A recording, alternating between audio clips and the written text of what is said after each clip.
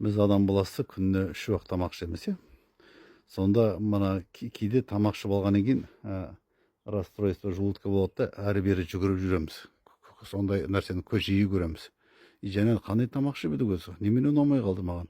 Бірдеме дұрыс емес, біреу испорчен тамақ қойдым деп айтып жүреді. Мына әсіресе мына жастар мына көкке шыққанда сондай жағдай жиі болады. Сонда көбі тамақтан көреді. Дұрыс тамақтан көрген. Бірақ ол ал дегенде алып келген кезде тамақ ол дұрыс адал тамақ болған. Оның себебіне көбінесе мынадан болады. Егер де тамақ ішіп отырған адам кез келген үйде болсын, далада болсын, жанұямен отырсаң, егер де дастархан басында боқтық сөздер айтыла бастаса, ерегес болса, дау дамай болатын болса, бірімен бірі сызданып, ерегесіп отырып тамақ ішетін болатын болса, не біреуді жамандап, ғайбат өсек айтып отырып, ол тамақ бірте-бірте уғайланады екен. Содан кейін жаңағы сияқты артынан жүгіреді. Бұған не болды деп. Ана отрицательный энергияны тамақ қабылдап алады да, біз соны ішеміз. Ағзаға әсер етеді. Сондықтан жылы, пайдалы, көркем сөздер айтылу керек. Көркем әңгіме айтылу керек. Әңгімесі отыра алмасақ. Ал егер де жаман сөздер айтылып кететін болатын болса, ол кәдімгідей уғайландырады ғой тамақты.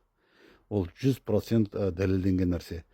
Біздің Шәкәрім атамыз айтып кеткен кезінде, мына дүниеде не нәрсе бар, солардың барлығының жаны бар деген. Тас, тау, су болсын, өсімдік болатын болсын, немене бар? Қағаз, барлығы да немене бар? Жаны бар оның деп. Ол расында да кейін дәлелденді, барлығы молекуладан тұрады, атомнан, электроннан тұрады, олардың бәрі тірі нәрсе. Солай ғой. Енді айталық, тамақ ішіп болғаннан кейін тамақтың бетін газетпен жазамыз ғой кейде. Сол газетте жаман информация болса, отрицательный энергиясы бар. Ойбай, бәленбай жерде авария болды, бәленбай адам қайтыс болыпты деп, или бәленбай өлтіріп кетті, зорлап кетті, қорлап кетті деген мақалалар жазылған газет болатын болса, хабарламалар жазылған. Онда ол да тамаққа беріледі екен. Онымен де жабуға болмайды. Газетпен жақпанда қарау керек, байқау керек. Оған дәлел мен сіздерге айтайын, міне соңғы технологияны пайдаланып, Японияның ғалымдары эксперимент істеген.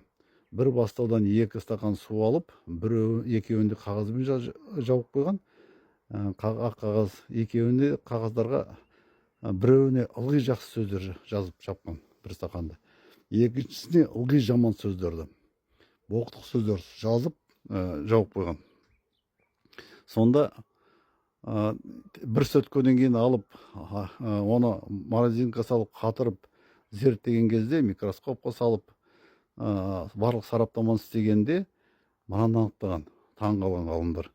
Ана жақсы сөздер жазылған қағазбен жабылған су кәдімгідей шипалы су айланған екен ғой, ана зәм-зәм су сияқты Меккедегі. Ал екіншісі жаман сөздермен сөздер жазылған қағазбен жабылған су кәдімгідей улы су айланған екен. Құрамында улар бөлінген анан судың ішінде. Ішуге жарамсыз болып қалған. Міне дәлел деген осы. Сондықтан біздің ата-бабаларымыз дастархан басында үндемей отырып тамағыңды іш, не болмаса дұрыс сөйле деген. Оны біздің пайғамбарымыз айтып кеткен, Алланың игілігі сәлем болсын. Егер де жаман сөз айтып, боқтық сөйлеп отырып ететін болатын болсақ, шашып отырсақ, аузымыздан ақ ит кіріп, қара ит шығып, онда дастарханның барлығын бүлдіреміз. Олардың барлығы маңайымыздағы немене бар? Тамақта, басқа нәрселерде түгелі тірі. Барлығы біріне бір әсер етеді. Адам мен адам ғана біріне бір әсер етеді деп ойлауымыз керек. Маңайымыздағы малға да әсер етеміз біз, жанды нәрсенің барлығына әсер етеміз. Соған біз қатты көңіл аударуымыз керек. Еш нәрсеге дүниедегі зиянын тигізбеуіміз керек. Қасиетті Құранға сәйкес.